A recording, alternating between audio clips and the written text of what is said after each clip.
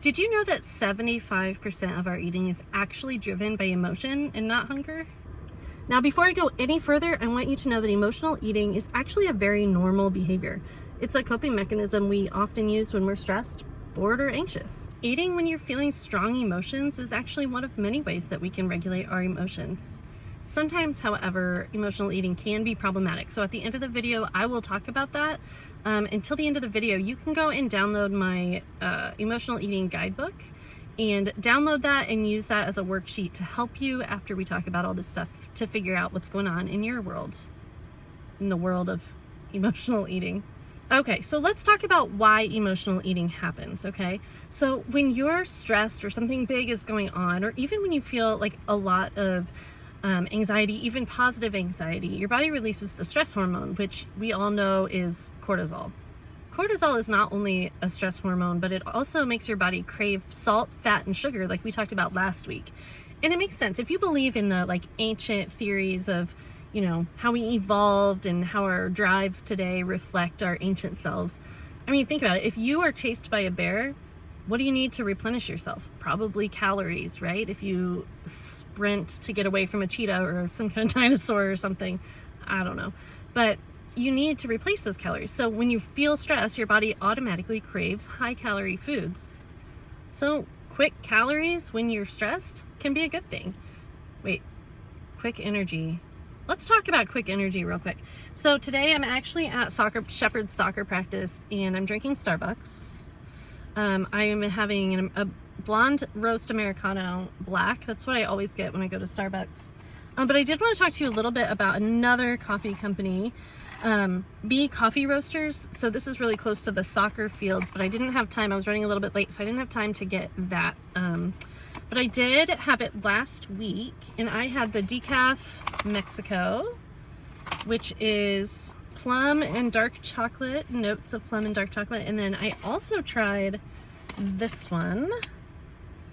And this one says tasting notes trail mix, nuts, dried fruit, and chocolate. So obviously both chocolatey notes, which I love. I liked both of these. I will say the Illumin coffee that I talked about last week, I might like a little bit better. And Andrew got me some new beans from Illumin Coffee, a different type of bean that I will review for you guys. But Bee Coffee Roasters is great. They're another local coffee roaster in Indianapolis, and they sell their beans at Gaia Coffee. I don't know if I'm saying that right. It's at 56 in Lafayette.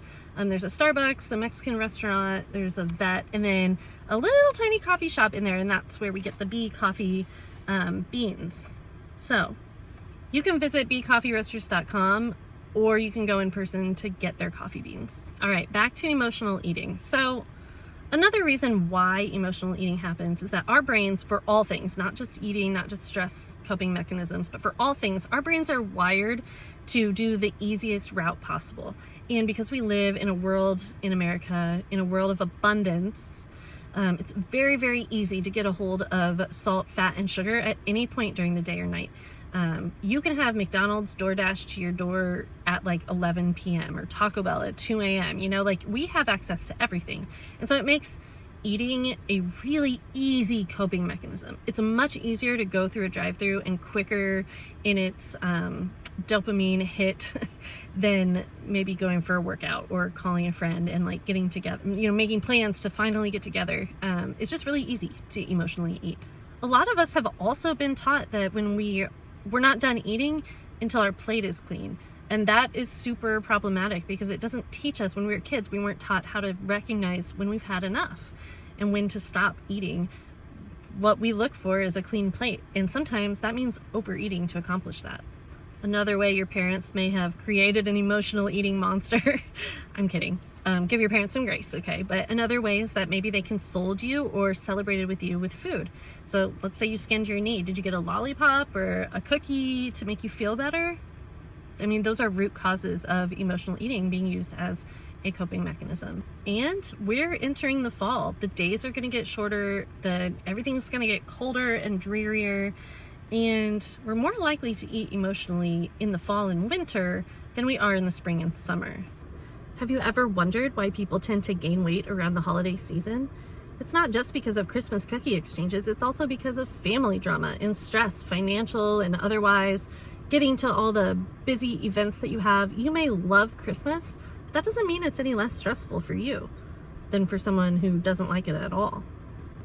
I mean, dark, cold days full of busy shopping sprees and family drama, add puppy chow and Christmas cookie exchanges and Christmas parties. It's a recipe for disaster. I don't need to say much more than that. So how do we know whether we're eating because we're hungry or because of our emotional state? I'm gonna give you a few practical tips, 4 of them. Okay, number 1, sudden urgent cravings.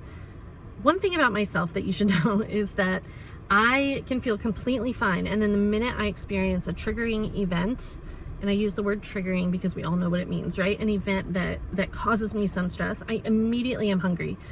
I feel fine, and then bam, hunger. That hunger is what drives me into a drive-through or to like DoorDash something or Instacart some Nutty Buddies to my house.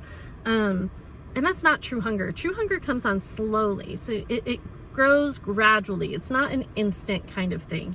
If you're having an urgent craving for chocolate that came out of nowhere, it's likely that something triggered it, or that you're just feeling a need, like maybe you're lonely, you're bored, and those things are all emotions that can cause you to eat when you're not hungry.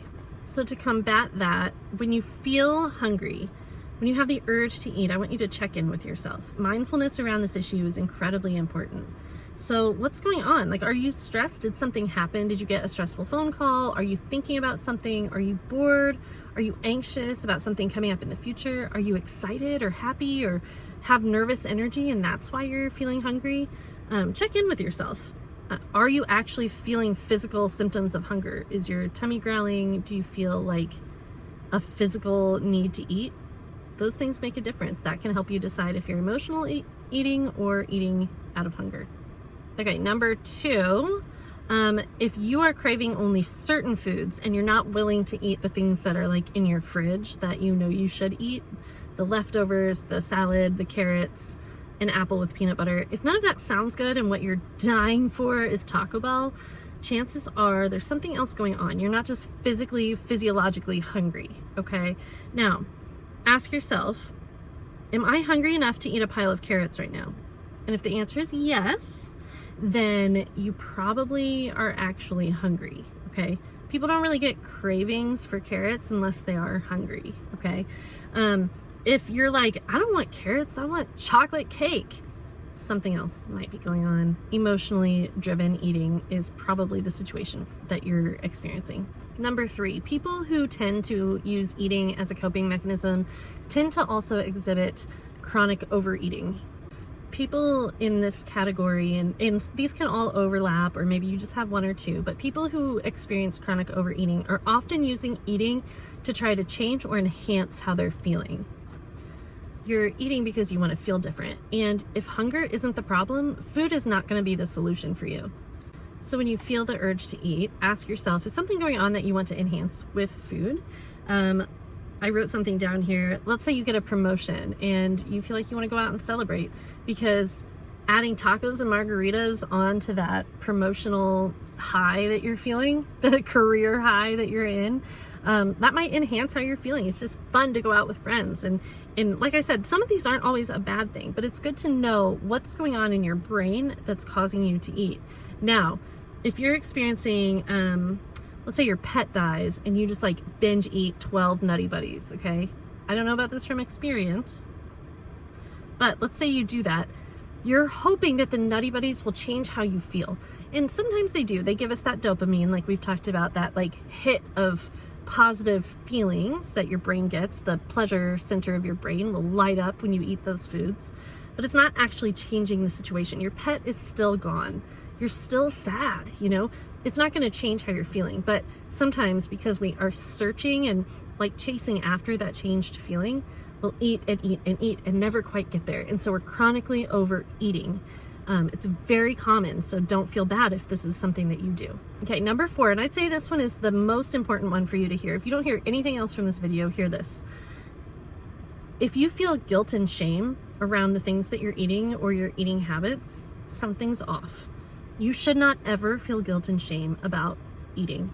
Certain red flags in this department include eating in private. So some things that I've done in the past are like, I'll go through a drive-through and then hide all the evidence. I'll throw the bag away. I'll use cash instead of cards, so nobody actually knows that I went. That's because I feel guilt and shame around those behaviors, especially as a health coach, a holistic health practitioner. I hate the fact that I do that sometimes, and it's something that I've done less and less over time as I work on that. But that is a behavior that many people do. They hide the food they're eating. Or maybe you like say a little white lie about your food. So somebody asks, oh, what'd you have for dinner last night? And you say, I had a big salad and some pasta, instead of what you actually had, which was like a vat of pasta with Alfredo sauce on it and like 20 breadsticks dipped in sauce, and then like a few bites of lettuce to make yourself feel a little bit better, which you shouldn't feel bad about eating a bunch of pasta and some breadsticks, okay? I'm not saying you should. I'm saying that often that's how we feel because of how we've been programmed. So how do we know when these behaviors are actually problematic and not just whatever? Coping mechanisms. You know, like, I want you to hear that I certainly think it's appropriate to go out and celebrate with food when you feel like it. When you think it's appropriate to go out and get ice cream for whatever reason, I don't care if it's because it's a Tuesday or if it's because you just got engaged. If you feel like ice cream is what you need today, then go have some. And if you need to indulge a little bit to soothe your emotions, that's fine too. But if emotionally eating becomes something that is like your only coping mechanism or the one you turn to all the time, your habits are not going to be good for you. That's not good for you, okay? You shouldn't ever feel guilt and shame, like I said before, but you should also learn healthy coping mechanisms so that you don't have to rely on food. So how can you do that? How can you learn healthier coping mechanisms? How can you determine where you fall on the spectrum of these things? See a health coach? I think that's a great idea. Also, you can see a therapist. I recommend a faith-based therapist or counselor or psychiatrist. Chronic pain, chronic stressors, relational distress, environmental toxins, all these things can contribute to emotionally eating or not having healthy coping mechanisms. And a professional, either health coach or psychologist or psychiatrist, can help you determine if you have an underlying mental health disorder or situation where you need a little bit more help. Don't be afraid to ask for help. We are all a mess in one way or another. Just ask any of my friends. They'll tell you that I'm a mess. But you deserve to be happy and healthy. And it's just how it is. All right, if you haven't done it yet, download my emotional eating guidebook. It'll help you out with all these topics. And until next week, enjoy your Wednesday evening. It's super late, guys. I'm so sorry. But I will talk to you next week.